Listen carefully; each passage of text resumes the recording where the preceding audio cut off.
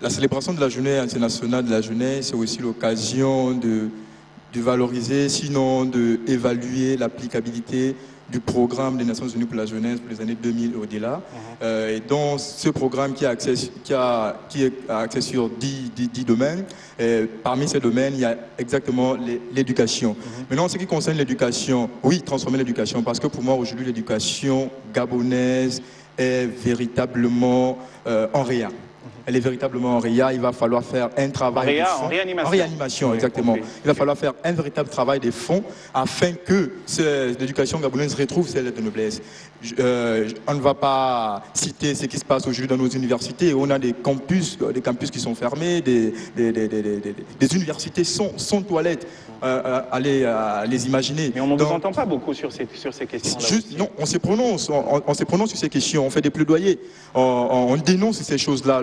Il y a plusieurs plaidoyers qui ont été adressés au ministre de l'Enseignement supérieur, donc que ce soit depuis Madame Denise Mekam à l'époque, Monsieur Guy Bertrand Mapango ou aujourd'hui Monsieur Iwangou. Nous avons rencontré ces personnalités, nous leur avons fait état de ce qui se vit au sein de nos universités. C'est dire combien aujourd'hui l'étudiant, si nous l'apprenons gabonais, se trouve dans des conditions plus ou moins déplorables. Mais non, en parlant du septennat de la jeunesse, au Gabon, nous avons beaucoup de textes, des très très beaux textes. Vous avez les États généraux, avec une loi qui en résulte, qui est la loi 21/2011, qui est assez riche. Seulement, ces lois-là ne sont pas appliquées. Si on commençait par les appliquer, je pense que la chose s'améliorerait. Mais non, lorsque l'on parle d'inadéquation formation-emploi, aujourd'hui, on décrit le fait qu'il y ait beaucoup qui sont formés dans des domaines non qualifiants. En forme pour le chômage. Oui, ok, je veux bien. Maintenant, quel est le palliatif aujourd'hui? Si un étudiant ne va pas en lettres modèle à l'UEB, il va où aujourd'hui? Pour un étudiant qui a obtenu son bac A1, son bac B, ou bien son bac A2, où est-ce qu'il va aujourd'hui s'il ne va pas dans ces... Vous semblez dire que le problème, c'est qu'effectivement, l'État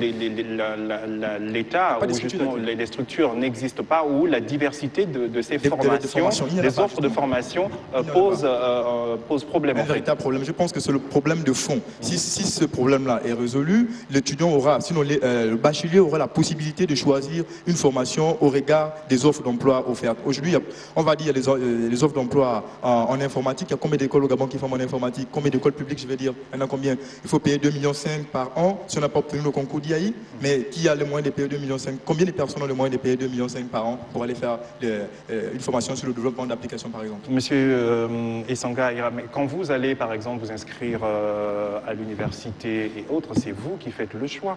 Pourquoi vous êtes obligé d'aller, par exemple, comme vous l'avez, pour reprendre votre exemple, aller en lettres modernes quand les autres vont, par exemple, en économie, en droit et autres? Est-ce qu'il n'y a pas aussi votre responsabilité dans le choix qui est engagé? Non, mais monsieur Steve, si tout le monde commence à s'intéresser au département économique, ce département aussi sera plein. Là, en fait, il n'y a pas la pluralité d'options aujourd'hui. Il n'y en a pas. Il n'y en a pas. Il faudrait que l'État y pense avant que de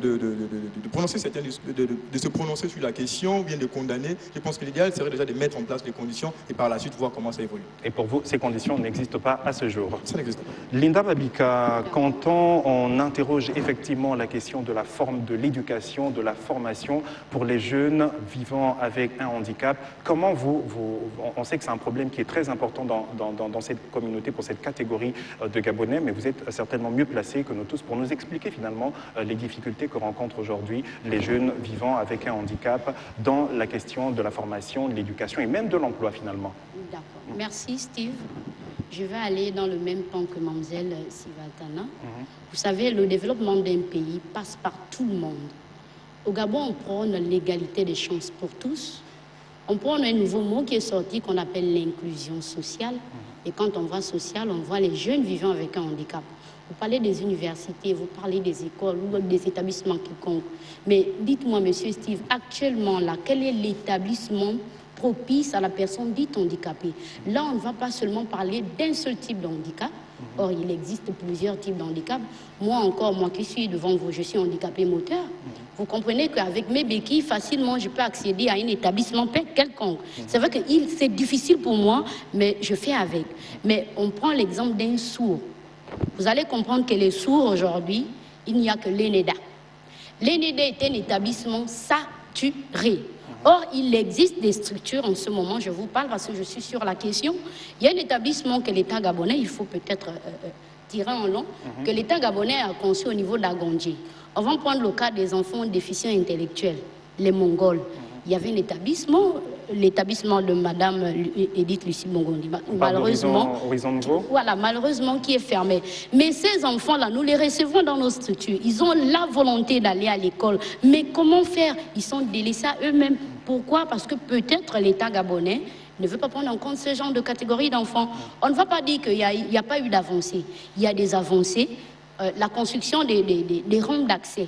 Vous allez constater que peut-être qu'à l'UOB, il existe quelques rampes d'accès. Là, il faut saluer l'initiative de certains. On ne peut pas citer les noms. Voilà. Vous allez constater qu'au niveau de l'ENEDA, au niveau de, comment on appelle ça, il y a un établissement, hormis l'UOB, il y a un autre établissement professionnel qui porte les rampes d'accès.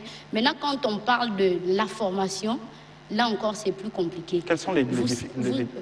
Les difficultés. Vous savez, nous, les personnes handicapées, lorsqu'on nous voit physiquement, on porte le handicap, tout de suite on dit, même sa tête est handicapée. Honnêtement, c'est la vérité que je vous dis. Parce que là, vous parlez du regard de la société sur les jeunes.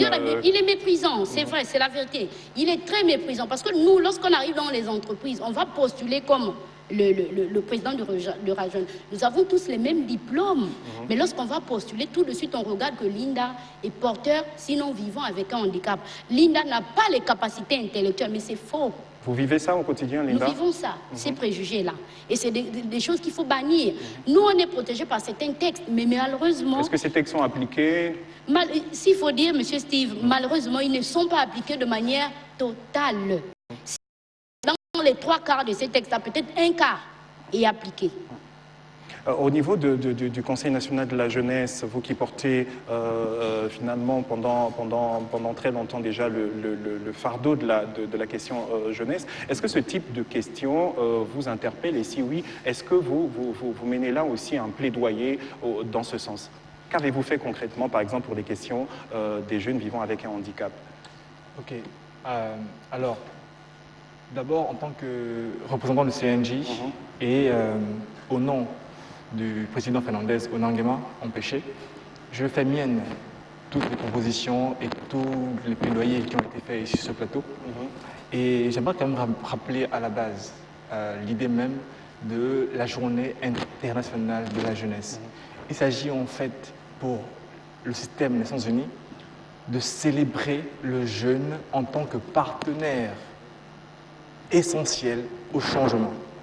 C'est une chose que j'aimerais qu'on adopte au début de mon raisonnement. Célébrer le jeune en tant que partenaire essentiel au changement. Alors, lorsque j'écoute les uns et les autres, j'ai bien dit, je fais mienne toute leurs préoccupations.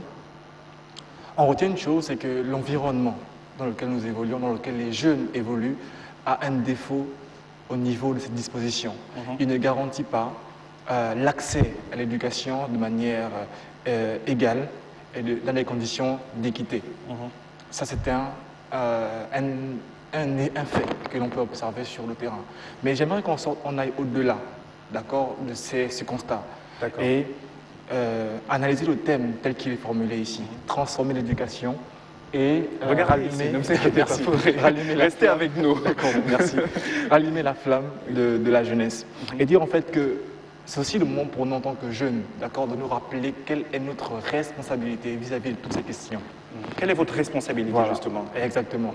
Nous pensons que ces questions doivent être portées, et nous les portons au quotidien. Nous faisons nôtre toutes ces préoccupations et nous faisons des plaidoyers forts auprès des personnes indiquées. Mais nous rappelons aussi aux jeunes que cette journée est aussi l'occasion de ensemble réfléchir, afin d'évaluer, afin de mesurer et de proposer. D'accord, c'est justement ça aussi l'idée. Et pour revenir sur la préoccupation de savoir qu'est-ce que nous proposons pour les personnes vivant avec des différences, il faut dire qu'il y a 2 mois, nous avons signé justement une convention entre le CNJ, la Startup Club Tutoring et le mouvement dirigé par Madame Matamba, qui vise essentiellement à promouvoir les métiers auprès des personnes vivant avec des handicaps, auprès des jeunes vivant avec des handicaps. C'est un programme qui va permettre aux entreprises d'entrer en contact dans un premier temps avec des jeunes avec des différences, d'offrir les opportunités et les possibilités qui s'offrent à eux dans le domaine professionnel et de voir comment, en fonction de leurs capacités, de leurs talents, d'accord, en fonction de leur qualification, ils pourraient intégrer ces entreprises-là. Je prends pour exemple l'insertion d'un jeune aveugle à l'école 141, où il apprend le numérique. Linda Babika, vous êtes au courant de ce programme? Oui. D'accord, merci. Je ne peux pas dire que je ne suis pas au courant de ce programme. Voilà, nous savons qu'il y a une école, s'il faut dire, qui accueille les déficients intellectuels et les aveugles. Voilà. Déjà leur féliciter. Mais déjà, vous pensez quoi de l'initiative? L'initiative, elle est bonne, mais pour le moment, nous, on prend l'inclusion sociale. On ne veut pas être écarté de la société. Nous voulons aller dans les mêmes écoles, dans les mêmes conditions que ceux-là qui sont dites valides et non invalides. D'accord. C'est ce que la personne vivant avec un handicap. Je ne peux même pas de vous répondre. Oui. Moi, le plus que je pourrais faire par contre, c'est de créer des structures qualifiées pour recevoir des personnes avec une différence. Parce qu'il serait très difficile pour un enseignant, d'accord, qui a un des objectifs pédagogiques à atteindre, de devoir les adapter à une classe de 100 apprenants avec 20 avec des différences, 80 avec d'autres différences. Je pense que l'idéal serait, l'intérêt, ce serait justement de plaidoyer fort pour que des structures adaptées soient mises en place pour que ces jeunes-là puissent bénéficier des mêmes savoirs en fonction aussi de leurs dispositions. Linda, vous êtes d'accord avec ça? On a vu Sveltana qui va réagir tout à l'heure. C'est pas que je ne suis pas d'accord. RCI. Il existe déjà, pour l'année en cours qui sera de 2019-2020, il y a des frères handicapés, peu importe l'handicap, qui iront à l'école, que ce soit dans le domaine professionnel ou encore l'éducation primaire. Mais qu'est-ce que nous avons fait comme plaidoyer? On a demandé à ce que tous ces enseignants-là, qui enseignent des personnes normaux, s'il faut dire, aient une éducation... Des personnes normales, oui. Voilà, et une éducation appropriée pour ceux-là qui sont dites anormales. D'accord. Vous comprenez? Mais dans les mêmes établissements, parce qu'on parle d'inclusion. Donc vous semblez dire, si vous n'êtes pas pour qu'on fasse des structures spécialisées pour ces personnes qui sont pourtant des structures, qui seraient des structures les plus adaptées finalement. Monsieur Steve, il existe déjà certaines structures. Voilà, on parle peut-être de manque d'enseignants et autres. Voilà. Mais ce que nous voulons, c'est qu'on prône l'inclusion. Quand on dit inclusion, c'est tout le monde confondu. Mais il faut juste adapter le contenu. Voilà pourquoi je dis cette année-là, même cette année, on va envoyer certains dans les établissements phares. On a pu cibler, voilà. Mais qu'il y a à l'intérieur de ces établissements phares-là, il y a des enseignants qui enseignent des personnes normaux, mais qui vont aussi tenir les personnes dites handicapées. D'accord. Alors ça c'est, on va donner la parole également donc à Ercia Mosonda qui n'a pas beaucoup réagi jusqu'à maintenant, mais vous allez avoir l'occasion de le faire puisqu'on va aborder justement aussi un pan qui a trait aussi à ce que vous faites peut-être certainement dans Gélor, donc dans cette junior entreprise. On a vu la formation, à côté de la formation il y a l'insertion et dans l'insertion on nous dit il faut effectivement prendre en compte tous les jeunes gabonais, il faut diversifier les offres de formation pour que les étudiants gabonais ne soient pas des étudiants formés pour chômer. Et puis il y a un discours important qui prend de l'ampleur ces dernières années, c'est le discours de l'entrepreneuriat que l'on présente désormais, on va dire comme une espèce de palliatif ou plutôt une solution au chômage des jeunes. Vous êtes une junior entreprise, vous êtes pleinement dans cette approche, semble-t-il. Effectivement, en ce qui concerne l'éducation, au sein de la junior entreprise de l'IPS, nous comptons avec le temps organiser des formations qui seront ouvertes à tout le monde.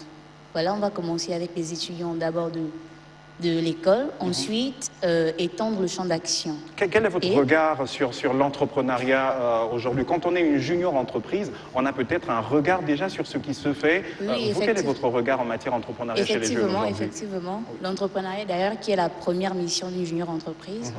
On doit avoir l'idée la première, c'est-à-dire concevoir une idée ayant un usage pratique. Au sein de la junior entreprise de l'IPS, nous voulons premièrement d'abord, la première mission, c'est d'abord de booster les jeunes parce que nous sommes tous jeunes. Nous voulons booster les jeunes à faire preuve de leadership, à faire preuve d'entrepreneuriat, premièrement, de ne plus aussi attendre tout de l'État. Voilà.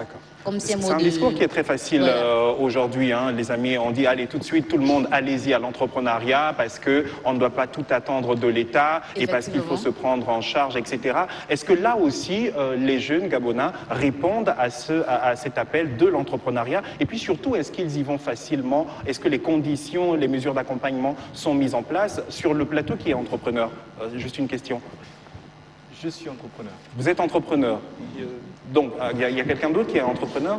Oui, je suis entrepreneur, junior entrepreneur, parce que j'appartiens également à la junior entreprise conseil, qui est une junior entreprise naturellement qui favorise l'entrepreneuriat estudiantine. Est-ce qu'il faut que les jeunes Gabonais aillent à l'entrepreneuriat aujourd'hui? Et si oui, comment ils y vont?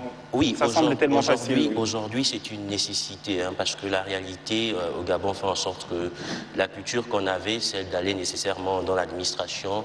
Aujourd'hui, l'administration est saturée. Il faut trouver un palliatif. Et le palliatif actuel, c'est l'entrepreneuriat.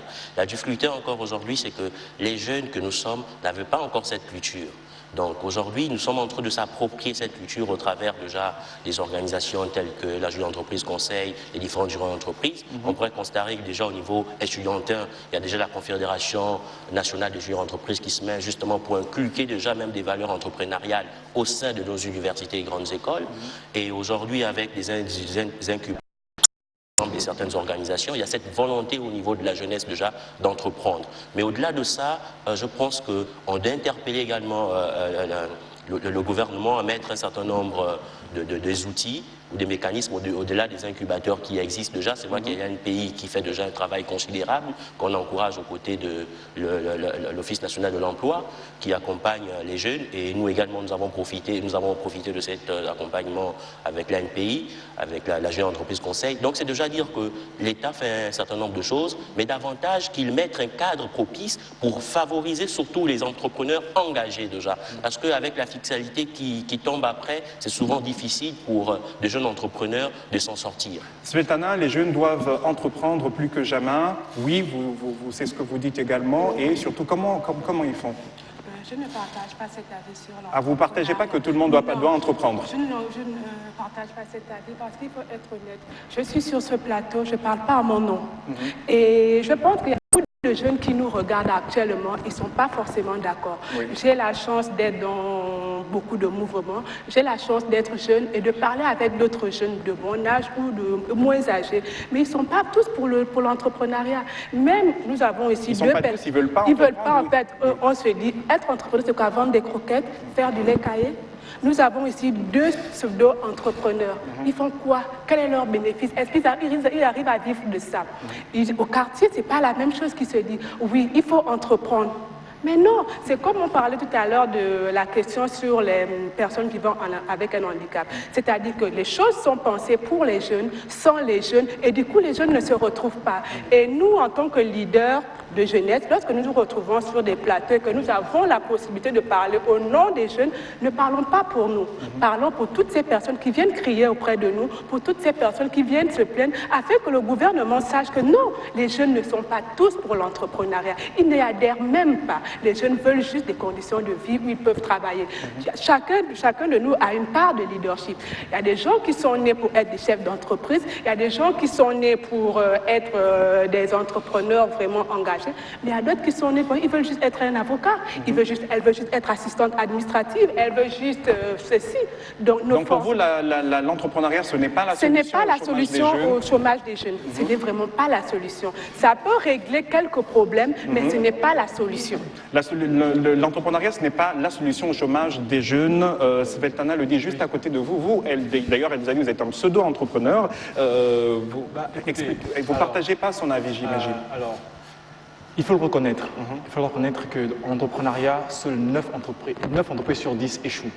C'est pourquoi, en fait, il faut bien préciser ici que le processus entrepreneurial est un processus qui est difficile. Et c'est pourquoi j'aimerais revenir sur le fondement même de la chose. Il faut le dire, il faut qu'on le dise ici très clairement. Le souci n'est pas un souci d'entrepreneuriat ou un souci d'employabilité, c'est un souci de compétence, de qualification. Voilà le problème. Le problème est posé depuis le soubassement. Lorsqu'on parle même du processus pédagogique, même au sein de nos écoles et universités, Je prends juste l'exemple pour illustrer, parce que je suis entrepreneur dans l'éducation. Okay, je suis coach mental scolaire. Je connais très bien la question pédagogique. Alors, nos enseignants dans les écoles et au supérieur, ils vont avoir un processus pédagogique qui vise à transmettre de la connaissance. D'accord? Mais ça, c'est une erreur. Parce qu'en fait, l'étudiant qui sort de son école avec son diplôme ne doit pas juste avoir la connaissance, il doit être capable de résoudre des problèmes, qui est totalement une chose différente. Et quel devrait être, en tant que proposition, le processus pédagogique au sein de nos écoles, un processus orienté vers la résolution de problèmes. D'accord. Comment ça se passe? Ce n'est pas le cas actuellement. Ça n'est pas actuellement, et je pense que c'est ça le problème qu'on a posé. Le processus créatif doit être implanté au sein de nos écoles. Et ça veut dire que les problèmes des entreprises doivent être emmenés dans les écoles et au supérieur pour que les jeunes qui sont créatifs, c'est ça la définition d'un jeune, c'est un jeune qui est quelqu'un de créatif. Les jeunes créatifs vont avoir des idées pour répondre à des problématiques posées par les entreprises, d'accord, et inventer. Donc le jeune est créatif, ensuite il invente, et son invention est récupérée par l'entreprise pour en faire une innovation. Et comme l'entreprise a innové grâce à l'étudiant, elle va le recruter demain pour qu'il soit dans l'entreprise. Ça, c'est une approche alors. C'est exactement le processus qu'il faut adopter pour pouvoir répondre aux besoins d'emploi des jeunes, à leur insertion, mais surtout à leurs compétences. Parce que les jeunes sortent des écoles sans être réellement compétents sur des questions. Là, je veux m'inscrire totalement faux avec cette partie de compétences, parce qu'un étudiant qui sort de droit et qui n'a pas de boulot ne veut pas dire nécessairement qu'il n'est pas compétent. Il peut être qualifié, compétent dans son domaine, mais seulement au niveau de l'appel d'offres, au niveau de l'offre d'employabilité, rien ne correspond en fait à ce qu'il aura fait comme formation. Donc, au niveau de la compétence, là, je m'inscris en faux. Cependant, je vais revenir sur la question posée, à savoir l'entrepreneuriat. Je trouve, pour ma part, qu'aujourd'hui, l'État a fait un travail considérable sur la question, surtout au niveau de l'information. Le Gabonais, quand il allait à l'école, quand il allait à l'université, il pensait automatiquement à un poste. Donc, quand il sortait automatiquement, il avait un job. Cependant, aujourd'hui, avec le travail qui est fait, je salue d'ailleurs le travail du ministère des PME, le ministère en charge de l'entrepreneuriat, qui fait un travail colossal à ce niveau-là en organisant des concours très souvent. Aujourd'hui, on a des concours dont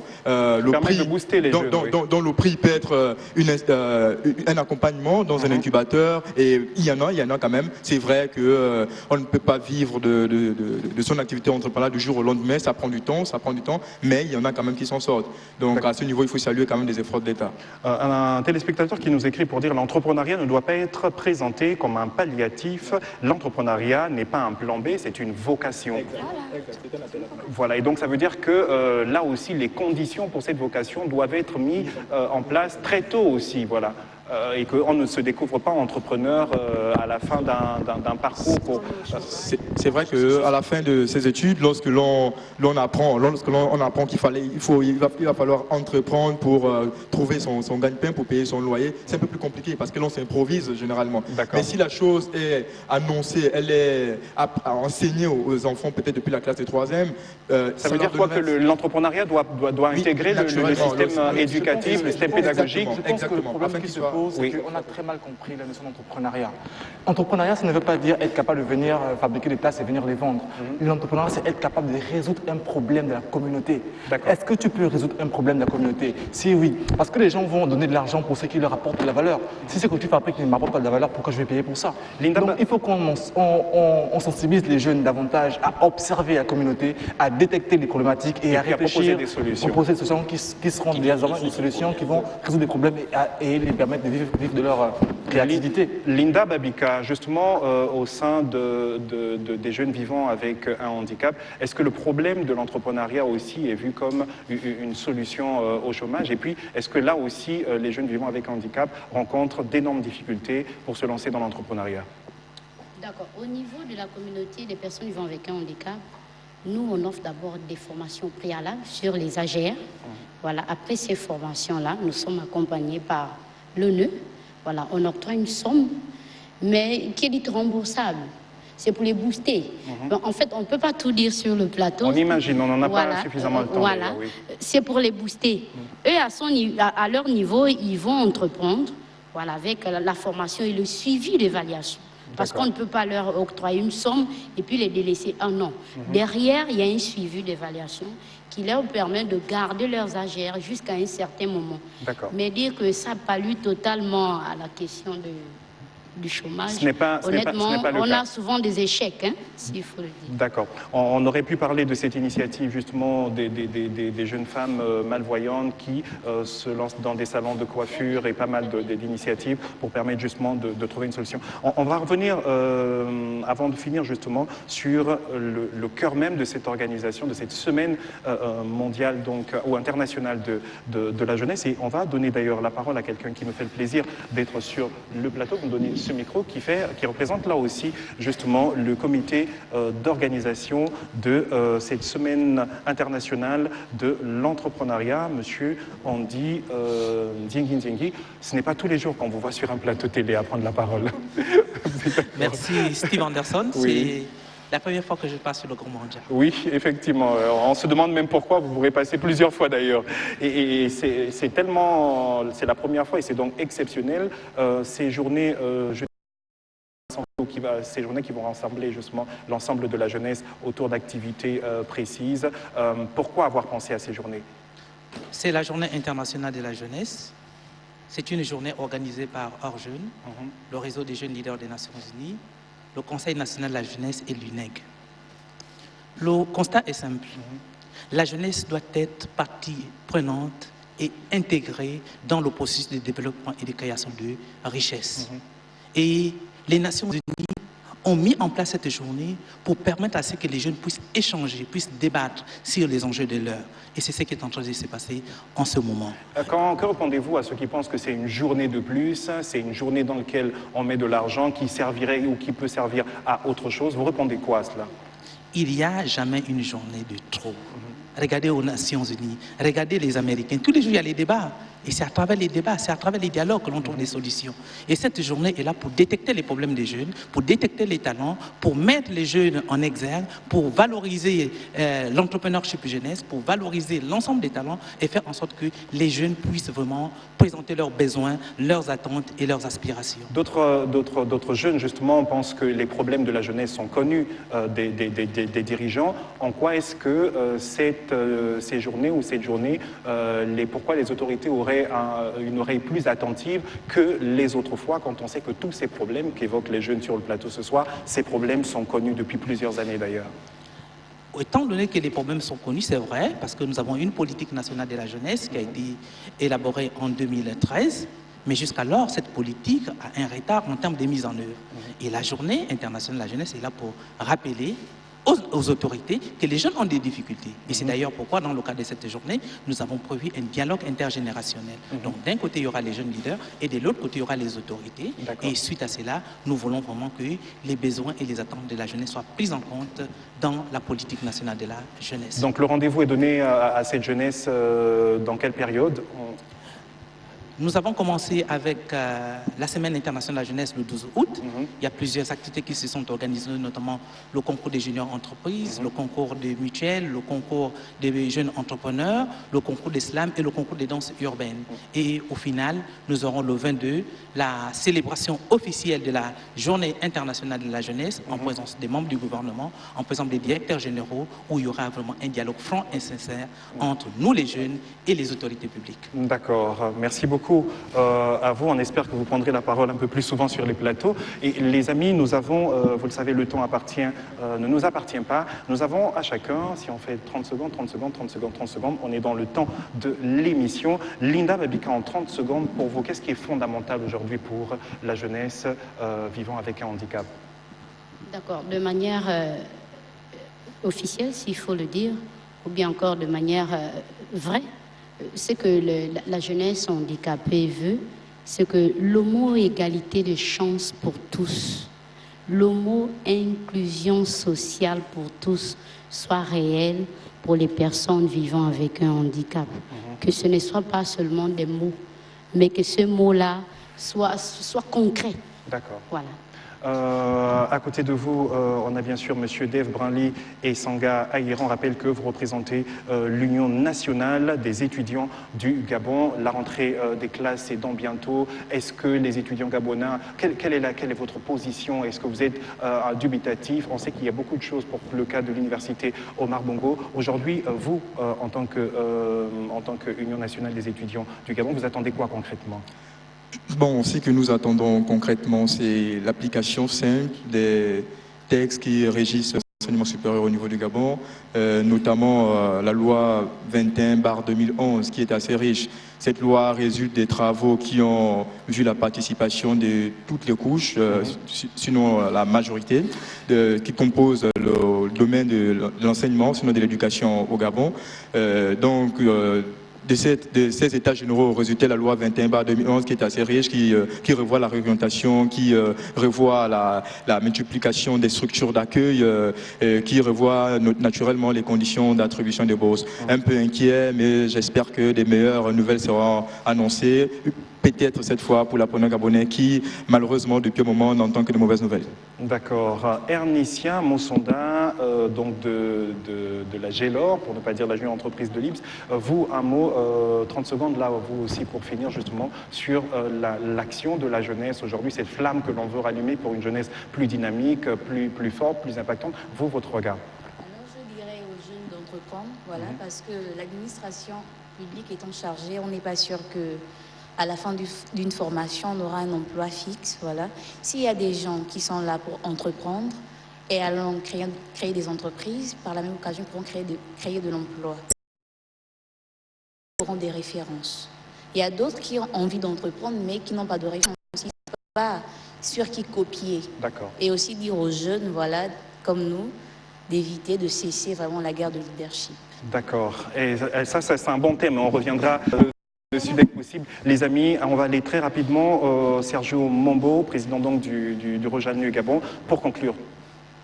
Bon, merci déjà pour conclure. Très rapidement. Merci. Oui. Et puis j'invite tout l'ensemble des organisations de jeunesse à naturellement se rassembler pour œuvrer sur des questions liées à la jeunesse et au climat, parce qu'au cours de cette semaine internationale de la jeunesse, nous avons également avec le Rojanu et l'Observatoire national sur le climat eu une formation en prélude du sommet de New York. Oui. Donc nous invitons naturellement les gouvernants, comme l'invité de Jean-Antonio Guterres, le secrétaire général des Nations Unies, dans un éditorial, que les dirigeants prennent en compte les préoccupations des jeunes sur les questions de climat. Donc c'est une invite également à impliquer les jeunes, à proposer des propositions concrètes sur le climat. Svetlana, on vous donne 5 secondes. Oui, absolument.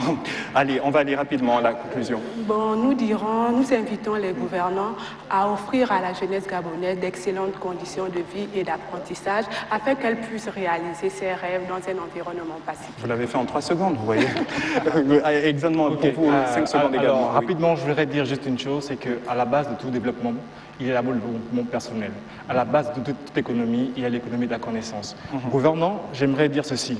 Les jeunes... C'est pas un discours, hein, allez-y rapidement, on va finir. Les jeunes réclament une éducation de qualité, dans des conditions de qualité. D'accord. Dans des conditions d'équité. Aux jeunes, je dis ceci, innovons, informons-nous, impliquons-nous et ils n'auront pas le choix que de faire avec nous. D'accord.